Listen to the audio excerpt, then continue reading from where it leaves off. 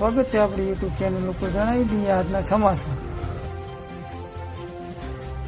ફિલિપાઇન્સમાં એક મહિલા પેસેન્જર નગ્ન થઈ ગઈ હતી અને તેને ફ્લાઇટમાં ન બેસવા દેવામાં આવતા તેણે હોબાળો મચાવ્યો હતો। હકીકતમાં આ લેડીઝને વધારે ફી ચૂકવવાનું કહેવામાં આવ્યું હતું કારણ કે તેના વિઝા પૂરા થઈ ગયા હતા।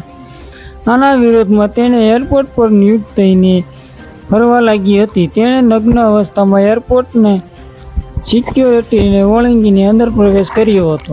જોકે ગાર્ડ દ્વારા તેને અટકાવાઈ હતી અને કપડાં આપવામાં આવ્યા હતા। મહિલા મુસાફરની ઓળખ 34 વર્ષીય વિયેતનામી ટુરિસ્ટ ગુયેન વેકેશન માટે ફિલિપાઇન્સ આવી હતી। 8મી જૂને પોલીસે વિઝાની મુદતે પૂરી થવા બદલ ફીની માંગણી કરી હતી। આના પર ગુસ્સો બતાવીને મહિલા રાજધાની મનીલાના નિનોય એક્વિનો ઇન્ટરનેશનલ એરપોર્ટ પર ગઈ અને જ્યારે તે